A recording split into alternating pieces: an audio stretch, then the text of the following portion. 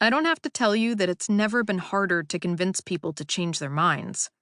About anything. Whether the subject is which political party to vote for, whether or not vaccines are safe, or what toothpaste to use, we're less inclined than ever to budge from our current position. You may feel like you're hitting your head against a wall, wondering why laying out the advantages of your position, using clear-cut facts, doesn't seem to work. At all. As we'll see, that's not because the people you're trying to convince are stubborn. It's due to how our brains have been hardwired ever since we lived in small tribes and survival was a day-to-day proposition. Given the new kind of tribalism we often find ourselves smacking up against, it's increasingly clear that facts alone don't persuade. In order to have a shot at changing anyone's mind, you must first understand why it's such a challenge, based on how the human brain works. That knowledge is what will allow you to then harness the power of story to change the way people see the world. Because story isn't a way to engage, persuade, and inspire others. It's the way. That is perhaps the most surprising thing I've learned over the course of my career. I've spent decades analyzing what makes a story rivet us, and how to get it onto the page. Starting in publishing, moving on to television, then as a story consultant for Warner Brothers and other studios, later as an instructor in the School of Visual Arts in their MFA program, and now as a private story coach. Year in and year out, I've worked with novelists, memoirists, and screenwriters, many of them accomplished professionals themselves.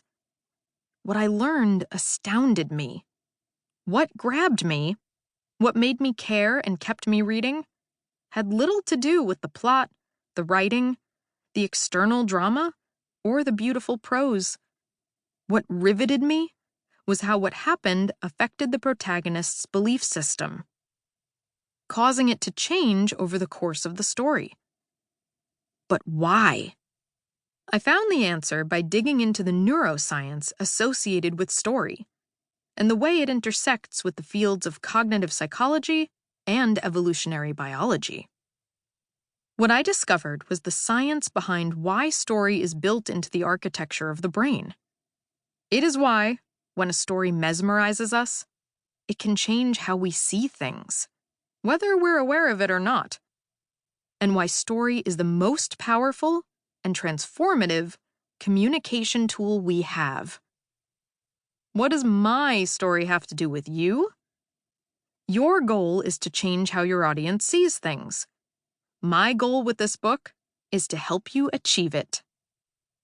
In order to do that, in Part 1, we'll first explore how our brain is wired for story, from how it processes incoming info to how and why it spins fact into narrative, which it then guards as if our life depends on it.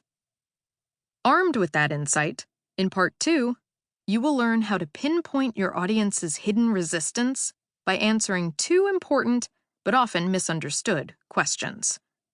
First, who is your audience? It's often not who you think it is. And second, what are you asking of them? It's often not what you first expect. Finally, in Part 3, you'll go through the step-by-step process of creating your own story, one that transforms how your audience sees the world, thus overcoming their resistance and taking up your call to action. And here's the amazing thing. Just as the fans of Sport Club Recife sparked a life-saving national conversation that all the logic, facts, and figures only served to shut down, your audience won't act because you told them to. They'll act because they want to, because it feels right. That is the power of story.